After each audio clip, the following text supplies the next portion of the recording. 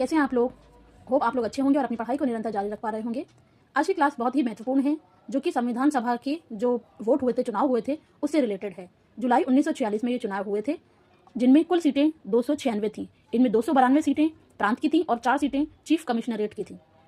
Question ये बनता है कि कांग्रेस की सीटें कितनी थी, तो आपको याद रखना है कांग्रेस की सीटें 208 थी, जिनमें सामान्य हिंदू 202, मुस्लिम 3 और सिख भी 3 थे।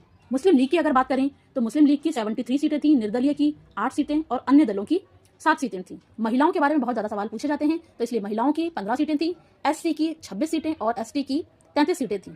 इसके अलावा अगर हम सामुदायिक स्थिति देखें तो हिंदुओं की 163, मुस्लिम की 80, ईसाइयों की 6, सिख की 4, पारसियों की 3 और एंग्लो इंडियन की भी 3 थी। अब संविधान सभा की पहली बैठक, उसकी डेट हमें याद रखनी है 9 दिसंबर 1946, जिसमें 207 सदस्यों ने भाग लिया। 15 अक्टूबर को मुस्लिम लीग सरकार में शामिल हुई और 26 अक्टूबर को इसके 5 सदस्यों ने शपथ भी ली। 24 अगस्त को कैबिनेट मिशन के तहत अंतरिम सरकार का गठन हुआ। अब इससे पहले जो हमने पढ़ा था कि प्रांत और कमिश्नरेट की सीटें थी, तो हमें यह ध्यान रखना है कि प्रांत कितने भागों में विभाजित था। प्रांत 3 भागों में, ब्रिटिश प्रांत 3 भागों में विभाजित था, भाग क, भाग ख और भाग ग। भाग क में मद्रास, बंबई, संयुक्त प्रांत, बिहार, मध्य प्रांत, उड़ीसा आदि थे। इसके अलावा भाग ख में पश्चिमोत्तर सीमा प्रांत, पंजाब और सिंध थे। भाग सी या भाग स में असम और बंगाल थे।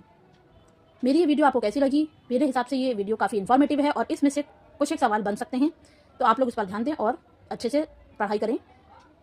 मिलते हैं नेक्स्ट वीडियो में, जब तक के लिए थैंक यू।